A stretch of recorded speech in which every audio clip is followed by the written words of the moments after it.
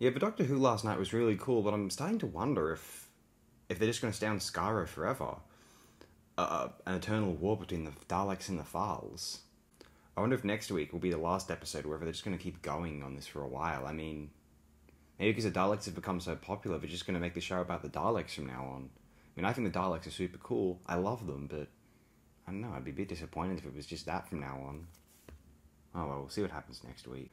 The individual who devised the conception of Doctor Who was Sidney Newman, a producer of Canadian television who eventually was recruited for the BBC. He'd been to the UK prior. He was working for, I think, ABC Weekend Television with Verity Lambert. When Newman went over to the BBC, Lambert followed, and it was Newman who eventually appointed Lambert the producer in charge of Doctor Who.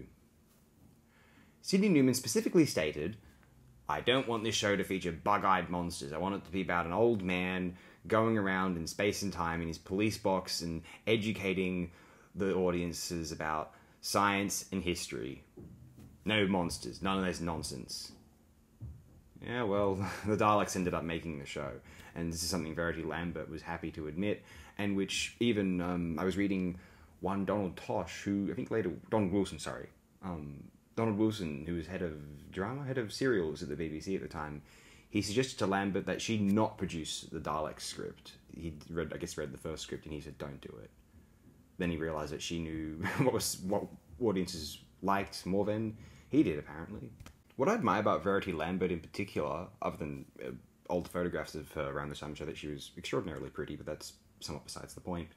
Verity Lambert she clearly believed in the writers of the show. She wasn't one of these totalitarian editorial producers. She believed in her artists, and I think that is such a rare gift in a television producer, or any producer at all. This episode isn't quite as well directed as the ones directed by Christopher Barry, because this was not directed by Christopher Barry. They decided to put in Richard Martin on this. I won't mind so much, except it ensured that Richard Martin just directed the Dalek serials from now on. It's been pointed out our Dalek Invasion of Earth could have been better directed, as amazing as that serial is, and we'll get there. I wish Christopher Barry had handled that serial. Well, best case scenario, Douglas Camfield would have been hired earlier and directed most of Doctor Who serials, but that's asking for too much, obviously. I have to admit, the fact that this Dalek serial episode 6 of 7 cliffhanger ends as Ian and one of the Thals are struggling not to fall off of a cliff edge. That's so forced. I hate it when these...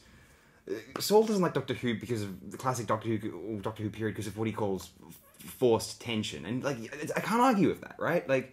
Here's the thing. When you have to have cliffhangers and break it up into certain serial parts, you end up injecting this needless, out-of-the-blue obstacle for your player, which you know they're going to overcome, more likely than not. So you're not really terrified or scared as to whether they'll survive. And then you don't write a script organically. It doesn't... You'd never include this in just a feature screenplay. It wouldn't happen.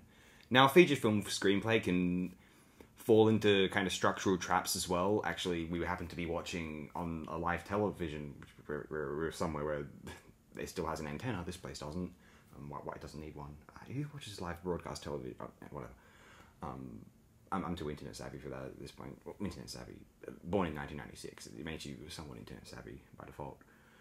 But, yeah, so Serenity was on. The long belated point. Serenity, the Firefly film. I really like Firefly, but I found Serenity a bit disappointing because they had to kind of force the tone of that show into a kind of a 2-hour blockbuster feature with action beats and stuff and a plot that gets solved in the 2-hour runtime. Yeah.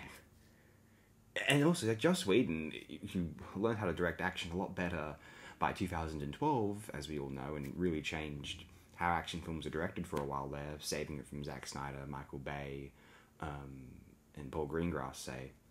But yeah, Joss Whedon's direction of the action in Serenity as opposed to the Avengers many years later, it's not very good, sadly. We were talking about Firefly instead of Doctor Who, so let's get back to talking about Doctor Who. This Dalek serial, this episode 6, it could be better, frankly. This is a great serial all up, because of the Daleks' presence and Christopher Barry's direction at spots. Possibly the first 2 episodes are the strongest. But hey, we'll watch episode 7 as well. We'll see how we go. And if you'd like to see how that goes, tune in next time if you are so inclined.